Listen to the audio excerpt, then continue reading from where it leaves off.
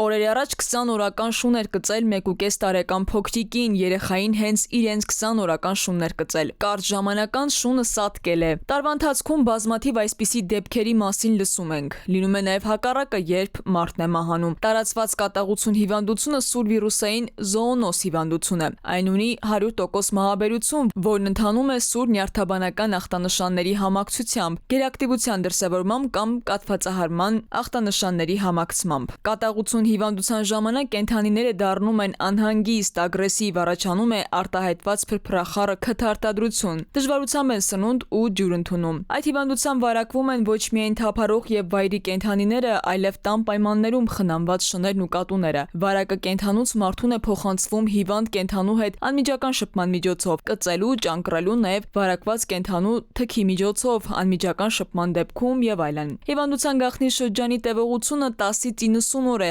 հազվադեպ մինչև 1 տարի եւ պայմանավորված է կծած տեղով։ Կարող է արբուխանման ինչ-որ երևույթներ տեղի ունենան, գլխացավ, թուլություն, իհարկե արդեն երբ որ վիրուսը հասնում է կենտրոնական նյարդային համակարգ, առաջանում են խորը խանգարումներ նյարդային, կենտրոնական ապարատի ախտահարման ախտանշանները, որը ի վերջո արդեն տերմինալ ստադիայում հիվանդության բերում է կաթվածահարության,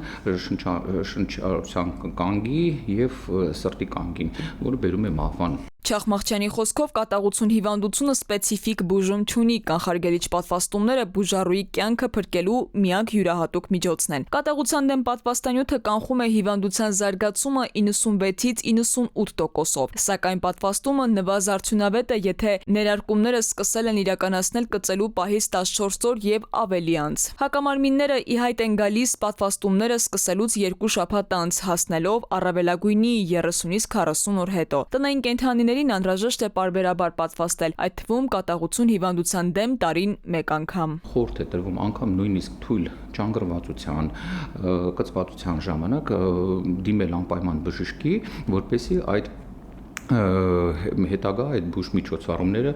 բուժ կանխարգելիչ միջոցառումները իրականացնեն եւ համապատասխան օգնություն ցույց տան տուժածին։ Հիվանդությունների վերահսկման եւ կանխարգելման ազգային կենտրոնի փոխտնօրենի խոսքով կանխարգելիչ գործողություններն են պահպանել ընտանի կենդանիների խնամքի եւ պատվաստման կարգը, չգնել եւ չխնամել շներ առանց անասնաբուժի տեղեկանքի, կատաղության դեմ պատվաստված լինելու վերաբերյալ, կենդանու կողմից հարձակման ենթարկվելու կամ կծվածքի դեպքում անհրաժեշտ է կատարել կծած հատվածի առաջնային մշակում, օճառաջրով, այնուհետև յոդի սպիրտային խիտ լուծույթով կամ անհապաղ դիմել բժշկի ոչ ուշ քան 72 ժամվա ընթացքում, հնարավորության դեպքում հսկողության տակ պահել կծող կենդանուն 7-ից 10 օրվա ընթացքում։ Քնարիկ Պետրոսյան, Վահրամ Ավոյան, ժամը լրատվական։